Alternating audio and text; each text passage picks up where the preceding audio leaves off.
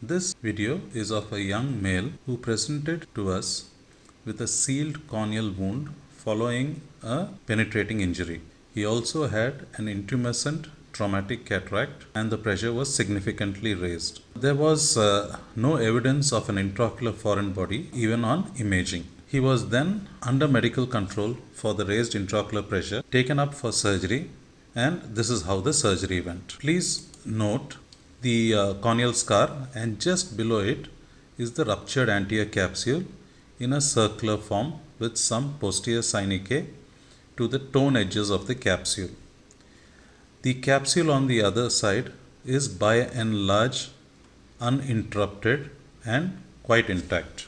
So, after giving a local anesthetic and under mannitol, a 2.8 millimeter incision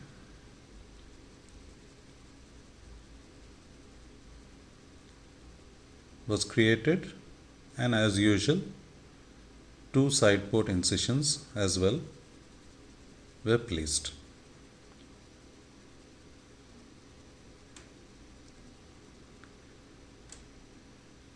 After which, an air bubble was placed within the anterior chamber and the capsule stained with trypan blue, and using the same tip of the cannula, I separated the synechiae from the capsule.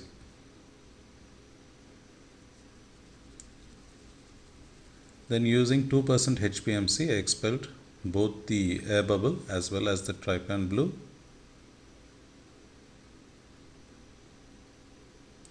Since this is an old injury, a few weeks old, I know that the capsular tear, the edges of the capsular tear are pretty fibrosed, and I went ahead and created another capsular excess within the intact capsule. I am aiming for almost a 5 millimeter excess like a normal phaco.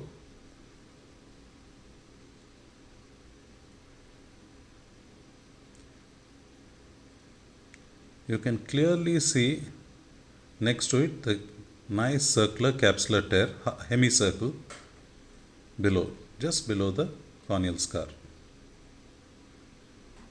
I make sure I do not connect both the capsular tears, and after the excess I go ahead and hydrate the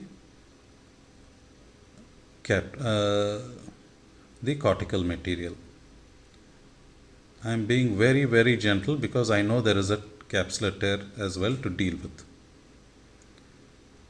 This is a middle-aged male, and hence there is a nucleus. After hydrating, I go ahead with my phaco probe and I am trying to engage the nucleus. Unfortunately, it is not hard enough for me.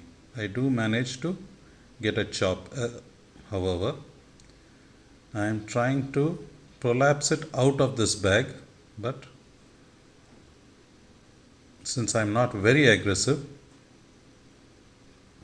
it keeps going back into the bag. I try it several places and then again do a bit of hydration just to separate any additions.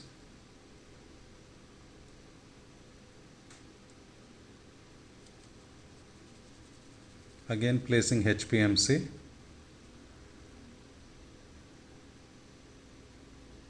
This time I am using a Sensky hook to try and rotate and free this nucleus. But you can see I am trying to do it very gently. I'm a little worried.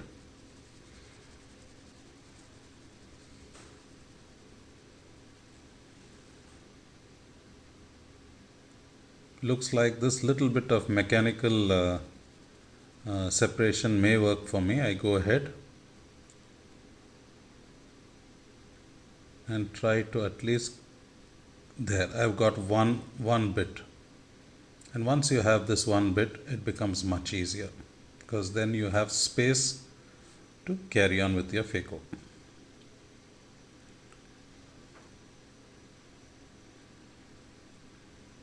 If I can bring this, I'm attempting to bring the pole out of the bag.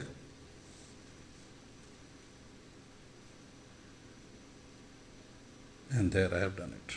I have brought out the one heminucleus out. Now it's much easier. I go ahead, I'm using just a pulse mode, very low parameters, slowly.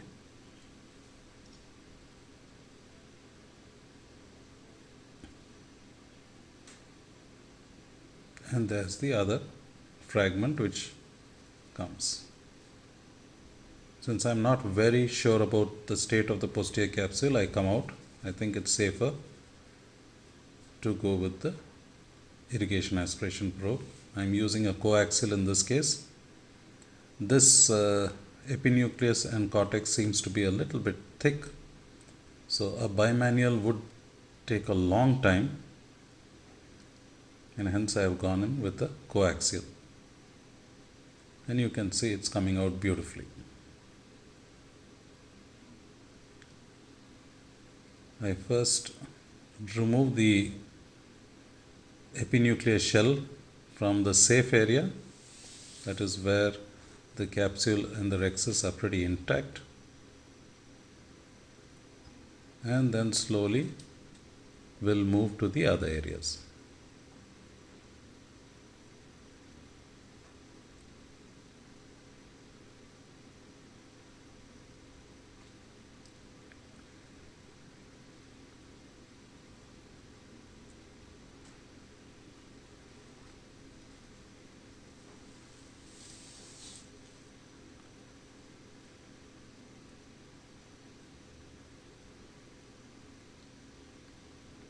These epinuclear shells can really test your patience.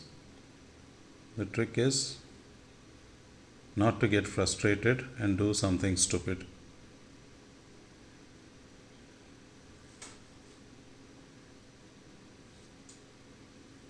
As long as the port is facing up, there should not be a problem.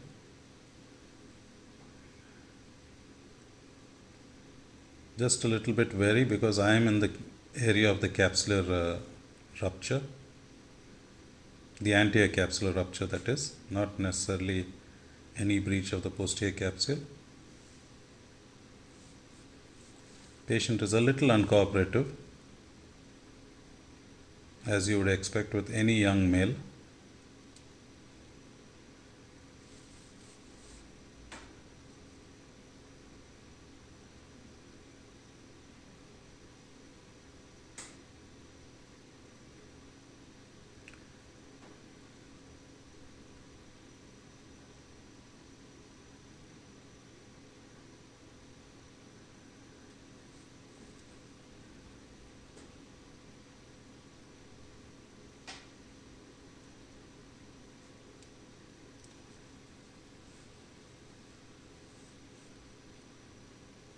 There is a little bit of cortex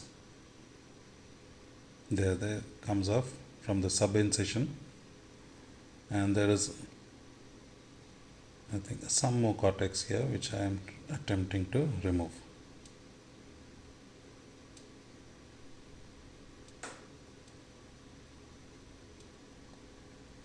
I am in a vacuum mode, so there's nothing to worry about. I'm trying to polish the capsule as well.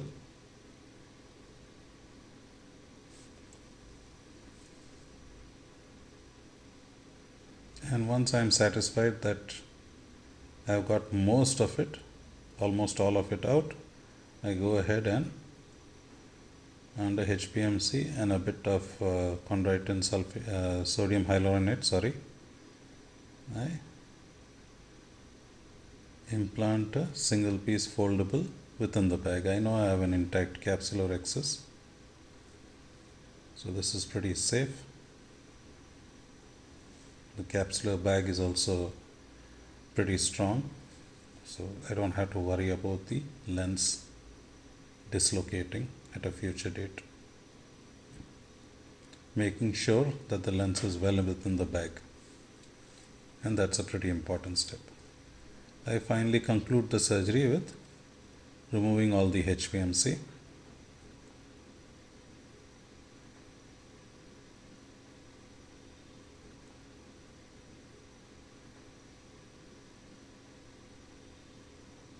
After which I hydrate the wounds and